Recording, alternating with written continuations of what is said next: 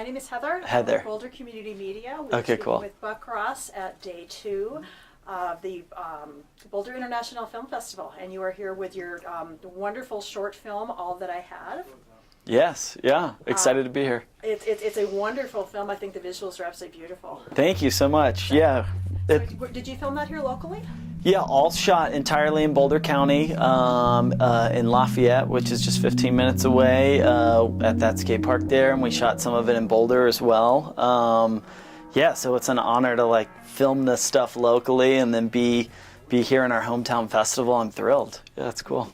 So did you want to make a skateboard film specifically, or what was it the character that really drew you to his story? Great question. So I've been skateboarding on and off since I was 14, so I'm naturally kind of gravitate to stories about skateboarding.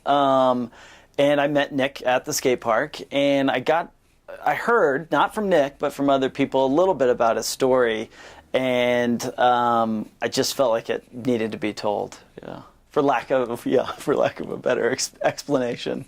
Well, he's definitely a compelling character, and he does have a very powerful story to tell. He does, and I think the initial goal was, let's just tell a fun story about skateboarding, and I knew a little bit about Nick's story and its intensity, but I didn't really, I certainly didn't know all of it. And when we sat down for our first interview, we didn't know each other very well, and this stuff just started pouring out of him, and I realized, wow, this is a bigger story than I thought it was, and yeah, and so I guess it became more important to me, and seemingly a more important story to tell as we made it. I thought it was a really interesting exploration of you wouldn't think of skateboarding as more of a Zen sport, but he very much feels that way about it.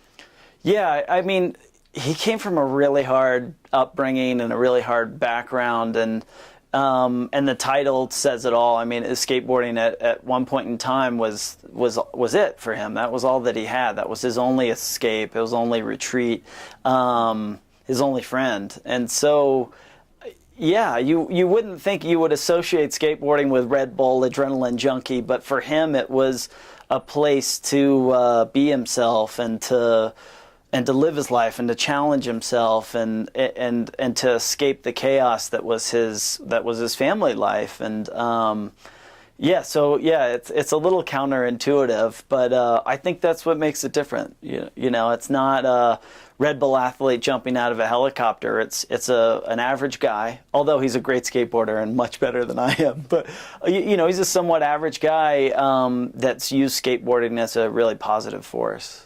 So tell me about the aerial shots. There's just some gorgeous aerial shots in there. Yeah, so that was, so this was a personal project. No one was paying us to do this. And so, a lot of favors were called in to make it happen between crew and equipment and time, people's time.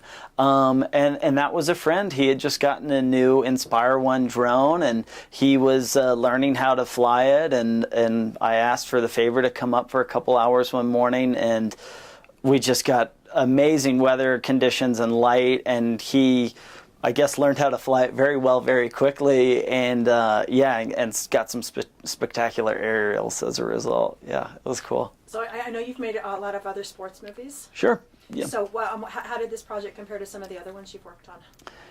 I've always, with action sports stuff particularly, if it's just like like ski porn or something where it's just like shots, it's never really appealed to me. I've always been drawn to a storyline, and so I think that's constant in everything that we do. We try and tell a compelling story throughout, but I think how this differs is the story it was more serious and a bit heavier than what we usually talk about, especially around skateboarding. And but I think that's why I love it, because it differentiates itself, and it takes some very serious topics and it pairs it with what's a joyous activity, and so I really like that contrast. So this was obviously a very personal project for you. What do you have your eye on moving forward?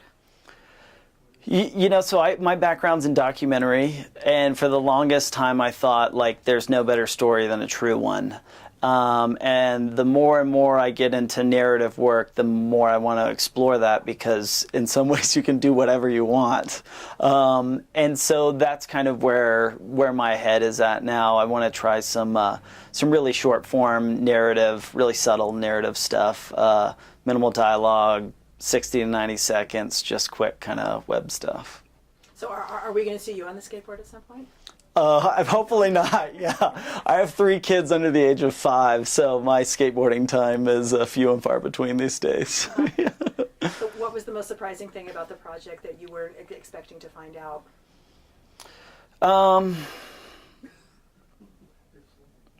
So for the project, traditionally for a documentary like this, you would sit down and you would film the interview. And I knew that Nick didn't know me very well and that this was a really intimate subject matter, so I decided that we would just do an audio-only interview. So I set up a mic on him and a boom mic, and we just did audio and had a conversation. And what was most surprising was just some of the stuff that started pouring out of him, and how much deeper this story lied. And I think the single most surprising thing was, it's not, for someone like Nick with his background, it's not something where he wins once and rides off into the sunset. It really is a constant struggle where he has to.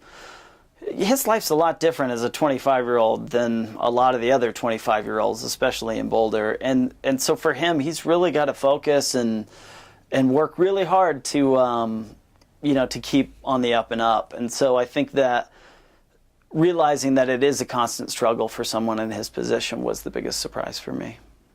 So did your life change after you made this, or did his life change, or are you still in contact? Yeah, so it would have just been a documentary project, but kind of out of it, because we're both local from Boulder County. We've continued to stay in touch, and we talk a lot.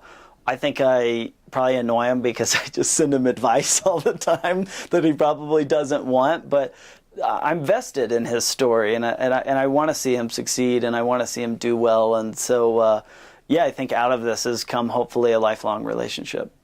Run from me, darling. What am I thinking about when I'm skateboarding?